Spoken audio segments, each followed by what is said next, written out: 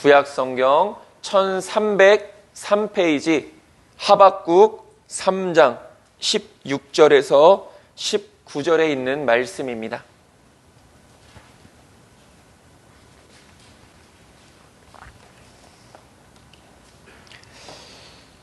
우리 다 찾으셨으면 앞에 있는 우리말 성경으로 우리 16절부터 한 목소리로 함께 읽겠습니다. 그 소리를 듣고 내 뱃속이 뒤틀립니다. 그 소리에 내 입술이 떨립니다.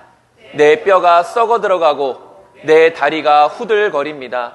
그러나 나는 우리를 침략하려고 오는 백성들에게 닥칠 재앙의 날을 조용히 기다릴 것입니다. 무화과 나무가 싹이 트지 않고 포도나무에 열매가 없다고 해도 올리브 나무에서 수확할 것이 없고 밭을 먹을 것은 생산하지 못해도 우리 안에 양떼가 없고 외양간에 소가 없다 해도 나는 여호와를 기뻐할 것이고 나의 구원이 되시는 하나님을 즐거워할 것입니다. 주 여호와께서는 내 힘이십니다. 그분은 내 발을 사슴의 발처럼 만드시고 그분은 높은 곳에서 나로 하여금 뛰어다니게 하십니다. 이것은 지휘자에 의해 현악기에 맞춰 노래한 것입니다. 아멘. 아멘. 오늘은 성숙한 감사라는 제목을 가지고 우리가 이 시간 함께 은혜를 나누고자 합니다. 지난 한 주간도 하나님의 말씀과 기도로 승리하셨습니까? 우리는 지난주에 믿음으로라는 제목으로 함께 은혜를 나눴습니다. 히브리서 저자는 믿음을 이렇게 정의했습니다. 바라는 것들에 대해서 확신하는 것이며 보이지는 않지만 그것이 사실임을 아는 것이라고 이렇게 이야기했습니다. 믿음은 하나님의 살아계심을 믿는 것이고 하나님을 믿는 자들에게 상 주시는 분이심을 또한 믿는 것입니다. 우리는 이 확고한 믿음을 통해 구원, 하나님과 동행하는 복, 고난과 시험을 이기는 능력과 담대함, 영생이라는 상을 얻을 수 있게 되는 것입니다. 성경에 기록된 많은 사람들은 이 믿음을 통해서 하나님께로부터 인정을 받았습니다. 하나님께로부터 인정받았던 모든 사람들의 공통점은 바로 믿음 하나였음을 보게 됩니다. 우리는 오직 예수 그리스도를 믿는 믿음으로만 구원을 받으며 또한 이 믿음을 통하여서 하나님의 약속된 은혜와 복을 누림을 잊지 않을 수 있어야 합니다. 자칫 우리의 신앙생활이 믿음이 없는, 그래서 위선과 외식에 빠지지 않도록 항상 스스로를 점검하고 돌아볼 수 있어야 되는 것이죠. 우리는 이 믿음을 통해 우리의 본향을, 즉 천국을 바라보고 소망하며 넉넉히 들어갈 수 있게 되는 것입니다. 영원한 거처에 들어가기 위해서는 나그네와 같은 우리의 인생을 늘 믿음으로 붙들며 살아갈 수 있어야 되는 것입니다. 이것이 우리가 지난주에 함께 살펴봤던 말씀이었습니다. 오늘은 추수감사절입니다. 한 해 동안 하나님께서 우리에게 베풀어 주신 풍성한 은혜에 감사함으로 드려지는 예배입니다. 지금까지 많은 일들이 있었지만 여기까지 우리를 인도해 주신 에베네셀 하나님의 은혜를 우리가 기억하고 또한 예배로 기념하며 모든 감사함을 담아 우리가 하나님 앞에 영광 올려드리는 귀하고 복된 시간 될 수 있게 되길 소망합니다. 그렇다면 오늘 이 본문 말씀을 통하여서 성숙한 감사가 무엇인가 우리가 하나씩 살펴보도록 하겠습니다. 첫 번째로 주신 것에 대한 감사입니다. 여러분, 감사가 무엇입니까? 여러분들이 정의하시고 생각하는 그 감사는 아마 공통적으로 다 동일할 것입니다.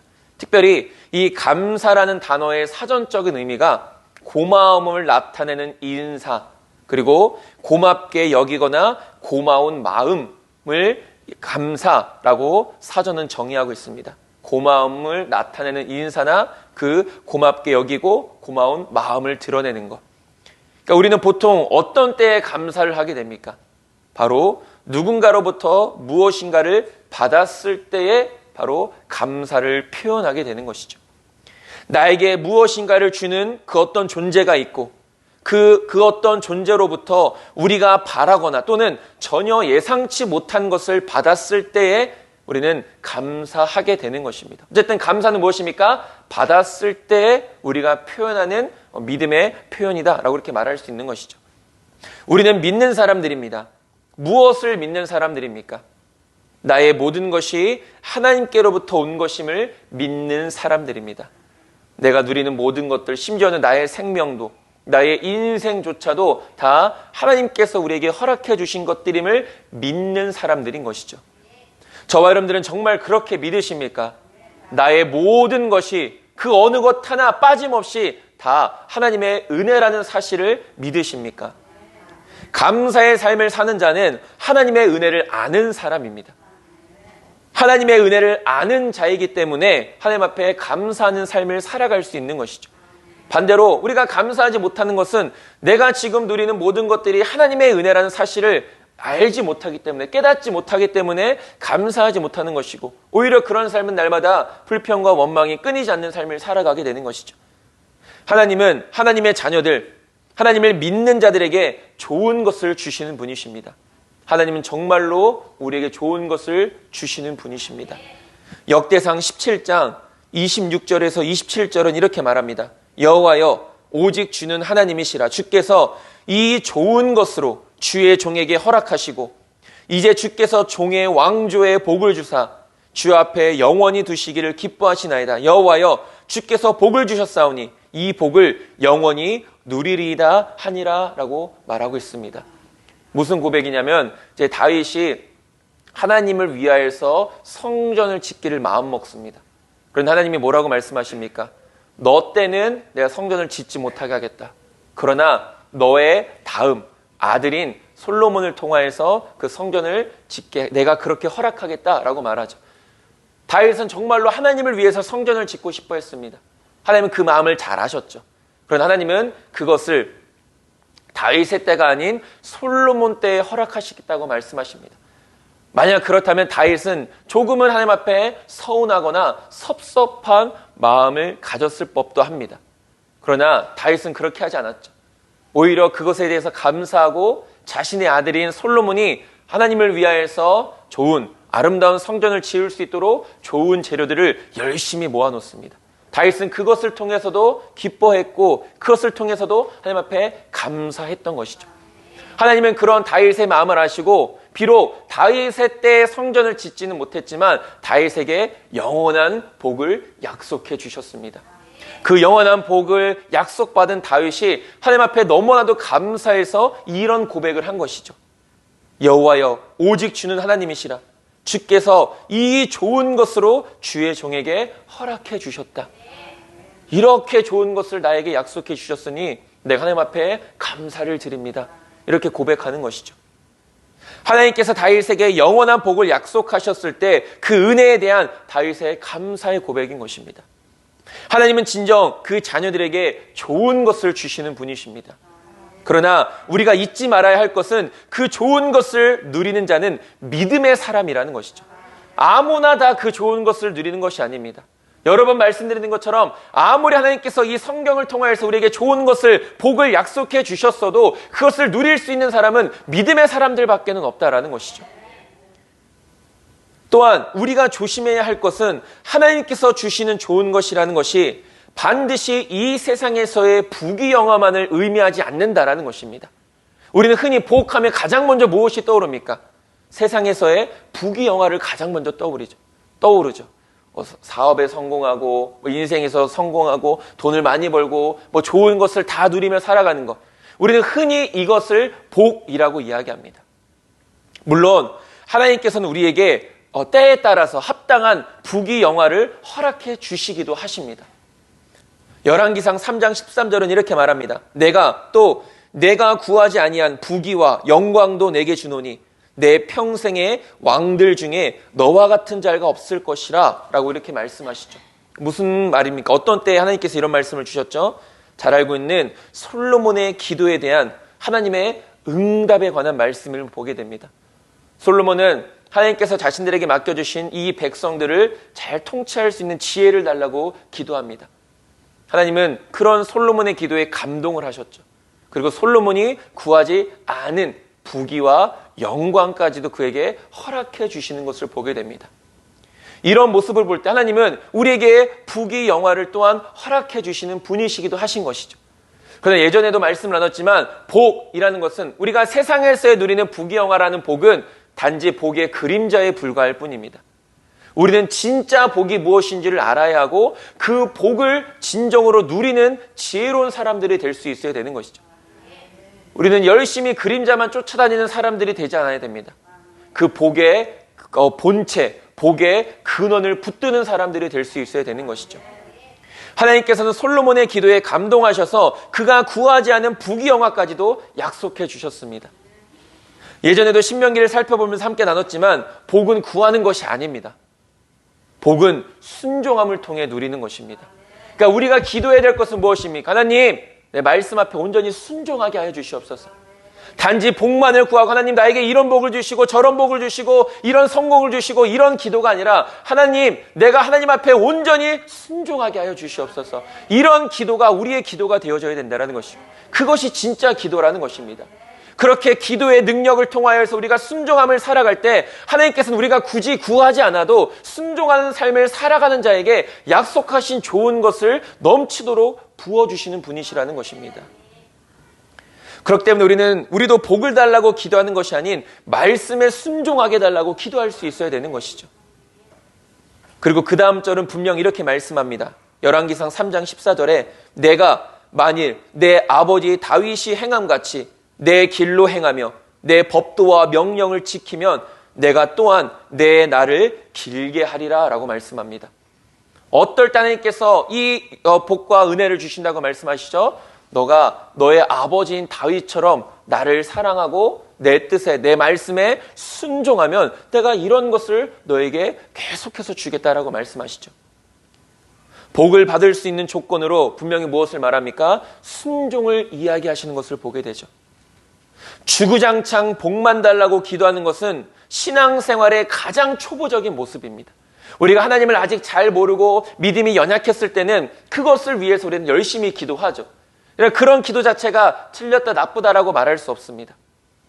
그러나 우리가 하나님을 아직 잘 모르고 신앙생활의 기초를 가지고 있었을 때는 그렇게 할 수 있다 쳐도 우리의 신앙의 연수가 결코 적지 않고 직분을 행하는 자들이라면 이러한 모습에서는 이제는 벗어날 수 있어야 된다는 것입니다.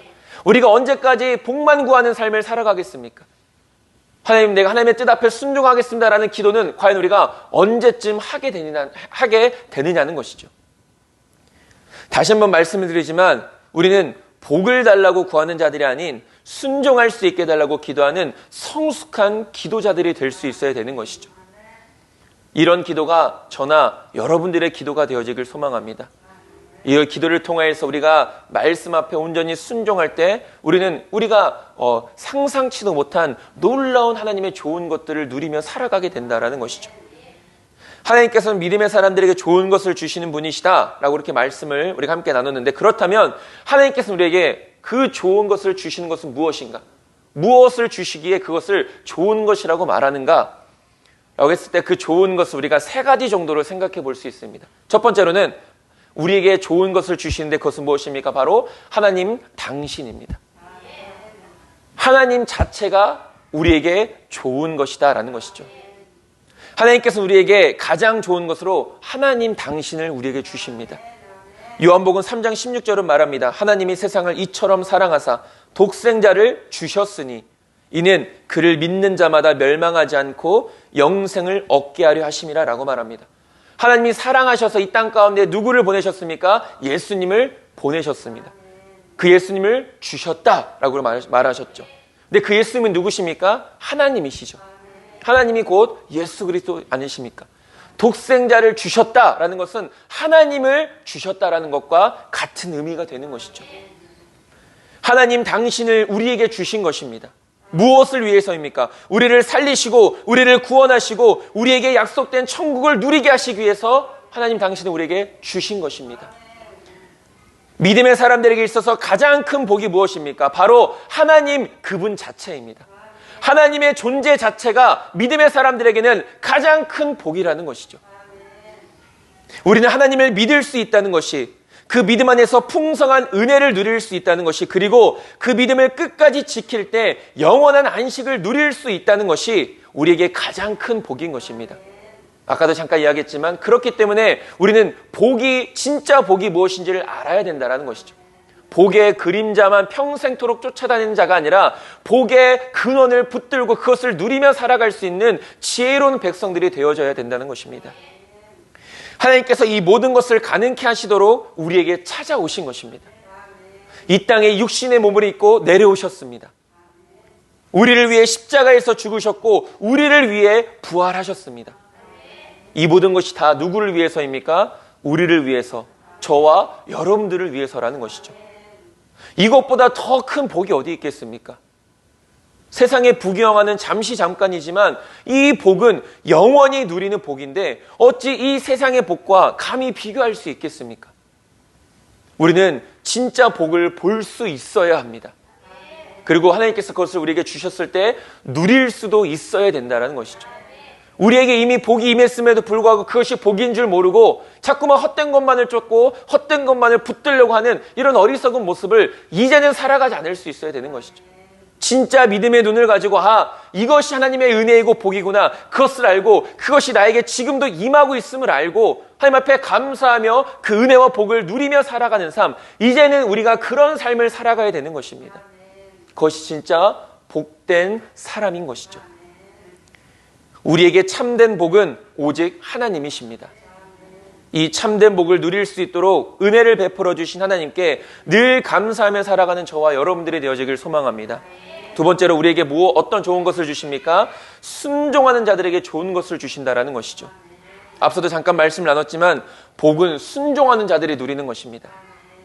하나님께서는 우리와 함께 해주시겠다라는 참된 복뿐만이 아니라 또한 이 땅을 살아가면서 우리에게 필요한 것들도 채워주시겠다라고 약속해 주셨다라는 것이죠. 우리는 우리의 필요를 하나님께 구해야 합니다. 그러나 단지 구하는 것뿐만이 아닌 거룩한 삶으로 순종하는 가운데 구할 수 있어야 되는 것이죠. 하나님께서 그런 기도에 응답해 주시는 것입니다. 내가 순종도 하지 않고 그러면서 성경은 말하죠. 그런 거는 또 잘 대입합니다. 열심히 구하라고 했다. 열심히 기도하라고 했다. 무조건 기도하라고 했다. 그러면 하나님이 다 들어주신다라고 이렇게 이야기하지만 사실 그 안에는 더 많은, 더 깊은 의미들이 담겨져 있는 것이죠. 단지 구하기만 하면 하나님 무조건 다 들어주십니까? 성경은 결코 그렇게 이야기하지 않죠. 기도할 때 하나님께서는 가장 중요하게 여기시는 것이 무엇입니까? 기도하는 자의 자세를 하나님께서는 더 중요하게 여기십니다. 우리가 어떤 것을 바라고 어떤 것을 구하는, 물론 하나님께서 다 귀 기울여 주십니다.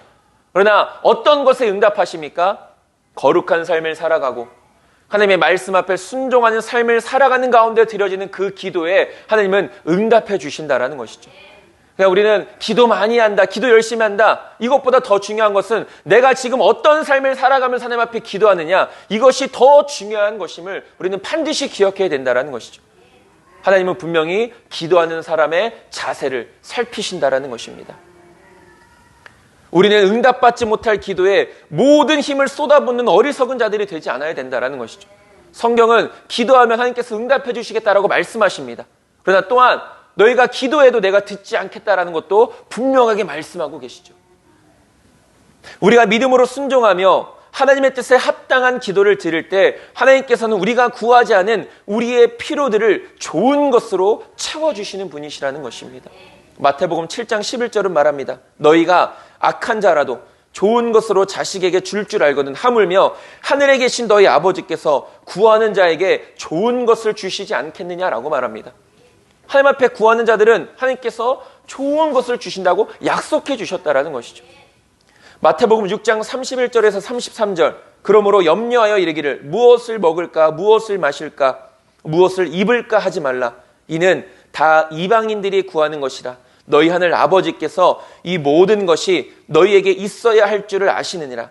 그런즉 너희는 먼저 그의 나라와 그의 의를 구하라. 그리하면 이 모든 것을 너희에게 더하시리라 라고 말합니다. 우리의 기도는 어쩌면 무엇을 먹을까, 무엇을 마실까, 무엇을 입을까 세상의 염려에 대한 기도로 가득 차 있을 때가 많습니다. 하나님은 뭐라고 예수님은 뭐라고 말씀하십니까?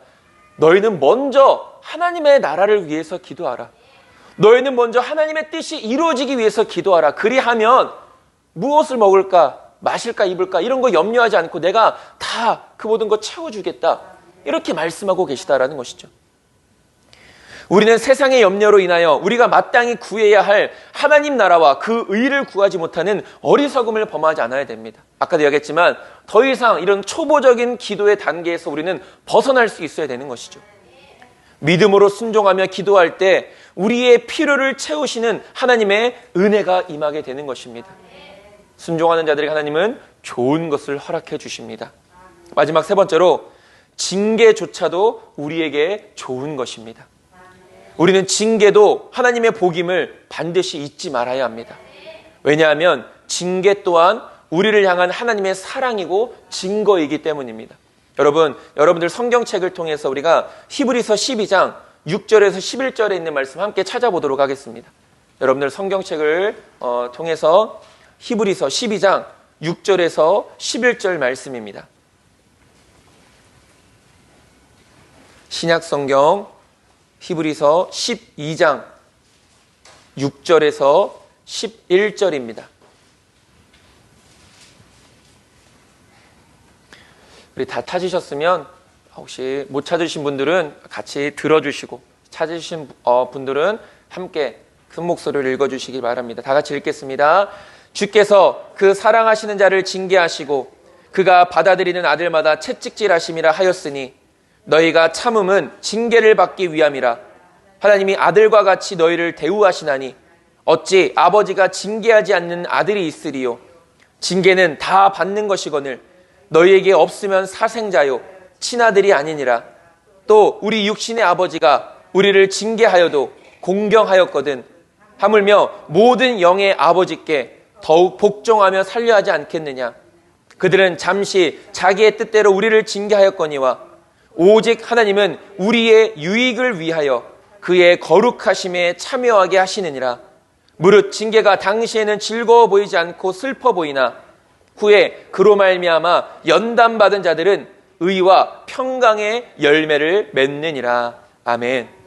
징계의 목적은 분명합니다. 우리에게 유익함이 되기 때문인 것이죠. 우리의 죄를 깨닫게 합니다. 우리를 정금과 같이 연단하여서 열매 맺는 삶을 살아가게 하는 것이 징계라는 것이죠. 그렇다면 하나님은 왜 우리를 징계하십니까? 우리가 징계가 있기 전에는 우리 스스로가 깨닫지 못하기 때문이죠. 아무런 문제 없고 아무런 잘못 없고 나는 열심히 살아가고 나는 잘 살아가고 있다라고 생각되어지지만 징계를 통해서 비로소 우리는 내가 지금까지 잘못 살아왔구나. 내가 지금까지 잘못 이해했었구나. 내가 지금까지 잘못 깨달았었구나 라는 것을 내 스스로의 연약함을 깨닫게 하시고 나의 죄악됨을 깨닫게 하시기 위해서 하나님은 우리를 징계하신다라는 것이죠. 그 징계가 있기 전까지는 우리는 정말로 알지 못합니다. 깨닫지 못한다라는 것이죠. 우리에게 허락하시는 잠깐의 징계를 우리가 부인하거나 불평과 원망으로 대하지 않게 되기를 소망합니다. 징계는 분명 우리에게 유익을 주시기 위한 하나님의 은혜임을 기억하면서 징계 속에서도 감사할 수 있는 저와 여러분들이 되어지길 소망합니다. 이렇게 하나님은 이런 여러 가지 것들의 좋은 것을 우리에게 허락해 주신다라는 것이죠.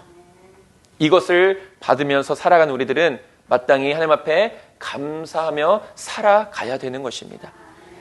두 번째로 절망 속에서도 감사입니다.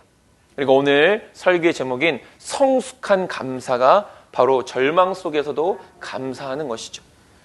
받은 것에 대해 감사하는 것은 누구나가 다 할 수 있는 일입니다. 물론 요즘에는 받아도 감사할 줄 모르는 사람들이 참 많은 것을 보게 되죠.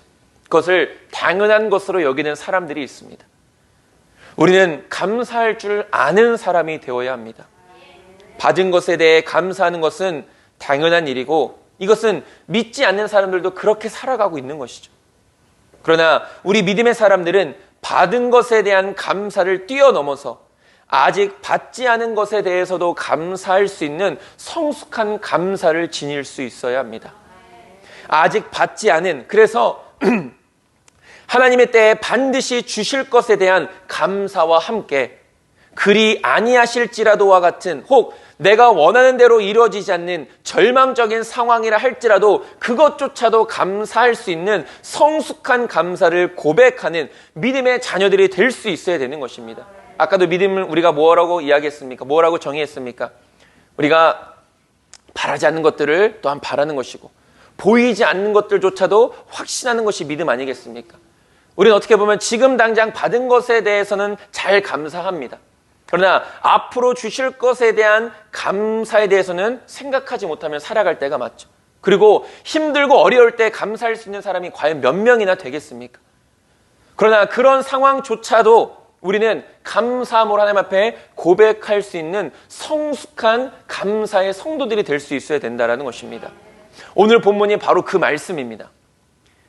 우리가 이 하박국 선지자가 활동했던 이 시대의 배경을 아주 짧게 잠깐 설명드리면, 하박국 선지자가 활동했던 때에 이미 북이스라엘은 아수르에 의해 멸망을 당한 상태였습니다. 그리고 지금 남유다도 바벨론에 의해 멸망당하기 약 20년 정도밖에 남지 않은, 그러니까 20년 있으면 남유다도 곧 하나님의 말씀대로 멸망하게 된다는 것이죠. 그런 상황 속에서 하박국 선지자가 이렇게 하나님 앞에 부름을 받죠. 종교적, 도덕적으로 부패가 극에 달했던 상태였고, 의인이 고난받고 악인이 형통하는 모순된 상황들이 연속이었습니다. 물론 오늘날도 마찬가지죠. 이 세상, 이 사회를 바라보면 죄악이 가득 찰 대로 가득 차 있는 모습들을 우리가 보게 됩니다. 정말로 악인들이 더 형통해 나가는 그런 모습들을 우리가 보게 되는 것이죠. 하박국 선지자는 이런 일들에 대해서 하나님께 묻습니다. 하박국을 잘 보면은 이런 구조로 되어 있습니다. 첫 번째가 하박국 선지자가 하나님 앞에 묻습니다. 하나님, 이런 상황들은 어떤 일 때문입니까? 답답한 마음에 하박국 선지자가 하나님 앞에 묻죠. 그리고 하나님은 그런 하박국 선지자의 물음에 대답을 해주십니다. 이런 것이다. 나의 뜻은 이런 것이다. 그리고 또 하박국 선지자가 한 번 더 묻고 하나님이 또 그 물음에 대답을 해주십니다. 그리고 그런 과정들을 통하여서 답답했던 그 하박국 마음의 선지자가 해결되어지는 것을 보게 되죠. 아, 이런 상황 가운데서도 하나님은 살아계시는구나. 이렇게 불의가 가득하고 악인이 형통하는 삶 가운데서도 하나님의 정의와 공의는 여전히 선포되어지고 있구나 라고 하박국 선지자는 그 확신을 가지게 되었다는 것입니다. 하나님께서는 이렇게 부패한 세상을 왜 심판하지 않으시는 것입니까? 왜 의인은 고난받고 악인들만 더 형통합니까? 하나님께서는 이 패역한 백성들을 심판하시는데 왜 바벨론이라는 극악무도한 나라를 굳이 사용하십니까? 이런 질문들. 하나님의 응답에 하박국 선지자는 하나님은 모든 불의한 자를 반드시 심판하시며 참된 믿음으로 사는 의로운 남은 자는 반드시 구원하실 것이라는 사실에 대해서 확신을 가지게 되었다는 것이죠. 이런 하나님의 심판의 말씀을 들었을 때 하박국 선지자의 마음이 어땠습니까? 오늘 본문 16절이 그것을 말하죠. 내가 들었으므로 내 창자가 흔들렸고 내 목소리로 말미암아 내 입술이 떨렸도다. 무리가 우리를 치러 올라오는 환난 날을 내가 기다림으로 썩이는 것이 내 뼈에 들어왔으며 내 몸은 내 처소에서 떨리는도다 라고 이렇게 말하고 있습니다. 하나님께서 심판을 말씀하셨을 때 그 심판의 이야기를 듣던 하박국 선지자의 마음이 이렇게 두렵고 무섭고 떨렸다라는 것이죠. 그러나 그런 가운데서 이 하박국 선지자는 뭐라고 고백합니까? 17절에 이렇게 말하죠. 우리 17절 여러분들 성경책을 보시면서 우리 다 같이 함께 읽겠습니다. 비록 무화과 나무가 무성하지 못하며 포도나무에 열매가 없으며 감람나무에 소출이 없으며 밭에 먹을 것이 없으며 우리의 양이 없으며 외양간에 소가 없을지라도. 이게 무슨 말입니까? 하나님의 심판이 그 남유다 땅 가운데 임할 때 그 땅이 이렇게 황폐하게 될 것이라고 말하는 것입니다. 무언가를 바랄 때 바랄 것이 없는 그런 절망적인 상황을 이야기하고 있는 것이죠. 그러나 이러한 절망적인 상황에서 하박국 선지자는 오히려 이렇게 고백합니다. 18절도 다 같이 읽겠습니다. 나는 여호와로 말미암아 즐거워하며 나의 구원의 하나님으로 말미암아 기뻐하리로다. 여러분, 절망적인 상황 속에서 고백되어진 것이다라고 우리가 분명히 말씀을 나눴습니다. 그런데 하박국 선지자는 그런 절망적인 상황 속에서도 어떻게 합니까? 하나님을 찬양하겠다. 하나님께 감사하겠다라고 이렇게 말합니다. 어떻게 보면 자칫 하박국 선지자의 이와 같은 고백은 정신 나간 사람의 고백처럼 들릴 수도 있을 것입니다. 아니, 절망적인 상황 가운데서 어떻게 하나님을 찬양하느냐? 그런 절망적인 상황 가운데, 나라가 망하는 그런 상황 가운데서 어떻게 하나님을 향해서 기뻐하느냐라고 이렇게 말할 수 있을 것이죠. 그러나 지금 당장 눈앞에 있는 현상만 바라본다면 절망하고 좌절할 수밖에 없지만, 하박국 선지자는 단지 눈앞에 있는 하나님의 심판만을 바라본 것이 아니라 하나님의 심판 속에서도 남은 자들에게 약속하신 회복의 은혜를 바라봤다라는 것이죠. 하나님께서는 심판만 말씀하신 것이 결코 아닙니다. 그 심판 속에서도 백성들에게 무엇을 약속하셨습니까? 회복을 약속하셨다라는 것이죠. 이 심판은 분명 백성들의 죄로 인한 것이었지만, 그럼에도 하나님께서는 그들에게 회복을 약속해 주십니다. 하박국 선지자는 그 회복의 약속을 붙들었던 것입니다. 우리들도 마찬가지죠. 지금 당장 눈앞에 있는 절망적인 상황이나 힘든 상황 보면은 무슨 힘이 나겠습니까?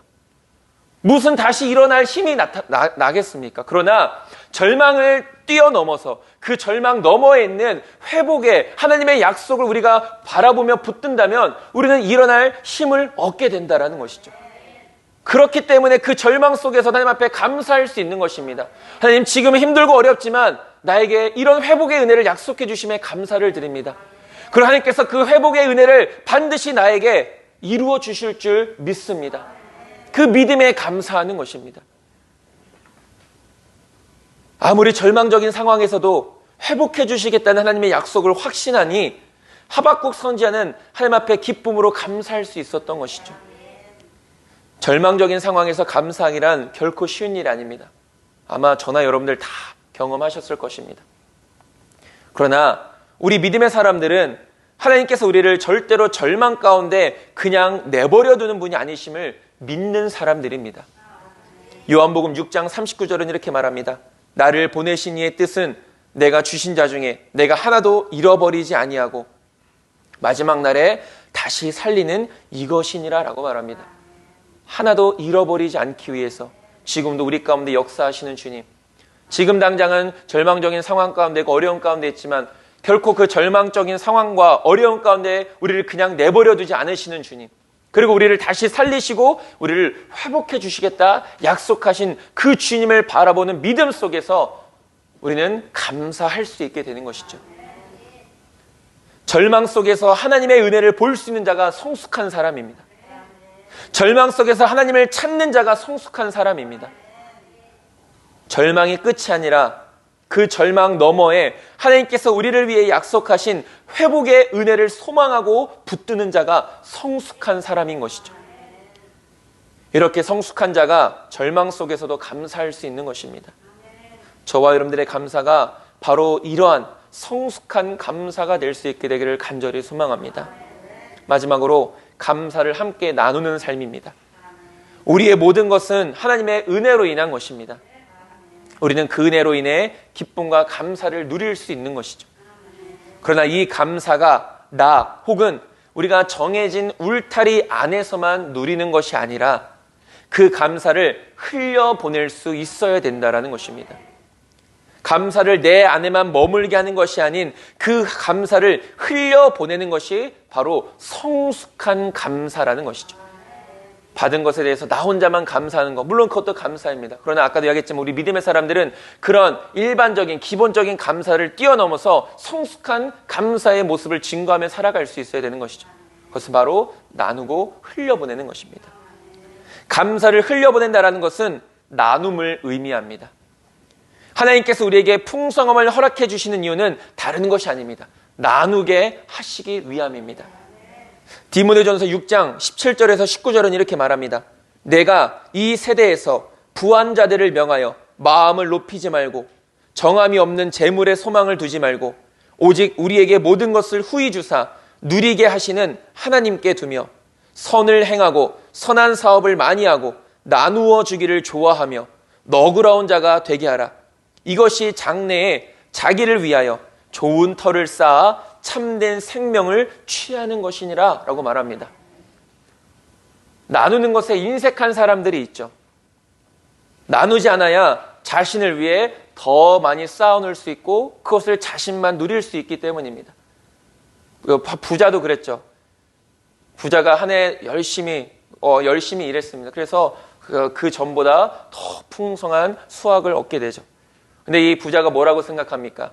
나를 위해서 이것을 쌓아둘 더 큰 창고를 만들자. 그리고 내가 평생도록 편하게 먹고 살자, 이렇게 이야기합니다.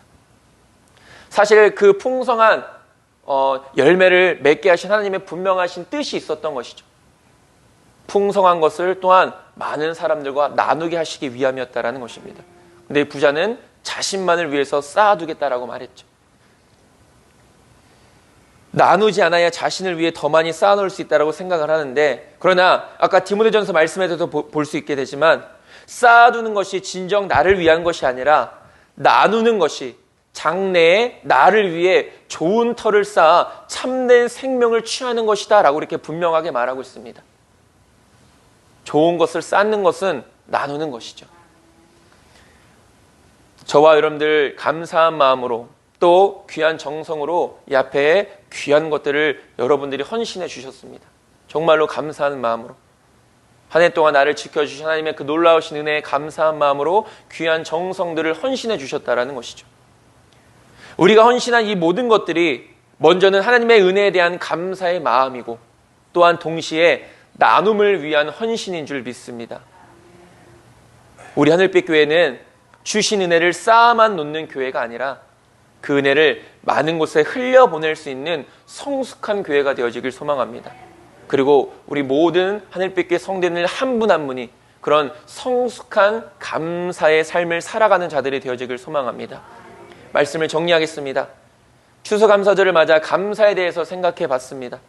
물론 우리는 어떤 특별한 절기에만 감사하는 것이 아니라 매 순간 감사하는 삶을 살아갈 수 있어야 합니다. 우리가 절기를 지킴은 이러한 절기들을 통해서 하나님의 은혜를 다시 한 번 더 생각하고 감사하며, 또한 감사하지 못한 삶을 살아왔던 우리의 삶이 이런 예배와 또 이런 은혜들을 통하여서 다시금 회복되어지기 위해서라는 것이죠. 그리고 감사의 삶을 살았던 사람들은 더 큰 감사를 통하여서 더 풍성한 은혜를 누리기 위해서인 것입니다. 우리의 모든 것은 하나님께서 주신 것입니다. 그렇기 때문에 우리는 모든 것에 하나님께 감사할 수 있어야 합니다.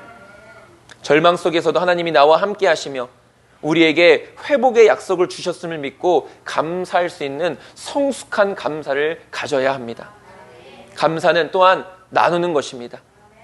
우리 교회에 베풀어 주신 모든 은혜를 항상 감사함으로 나눌 수 있는 우리 하늘빛 교회와 저와 여러분들 모두가 될 수 있게 되기를 주님의 이름으로 축원합니다. 기도하겠습니다.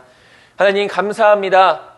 우리의 모든 것이 하나님께서 우리에게 베풀어 주신 은혜인 줄 믿습니다. 그러나 받은 것에만 감사하는 우리가 아니라 절망 속에서도 하나님의 약속과 은혜를 바라보며 성숙한 감사의 모습을 우리 모두가 지니며 살아가게 하여 주시옵소서. 감사는 또한 나누는 것인 줄 믿습니다. 하나님, 우리가 함께 나누고 또 이 은혜를 흘려보내서 우리 모두가 함께 하나님의 이 복을 누리며 살아갈 수 있도록 인도하여 주시옵소서. 우리 하늘빛 교회가, 우리 하늘빛 교회 모든 믿음의 지체들이 그런 성숙한 감사의 삶을 살아가게 하여 주시옵소서. 하나님, 귀한 은혜 베풀어 주시니 감사합니다. 홀로 영광 받아 주시옵소서. 예수님의 이름으로 기도드립니다. 아멘.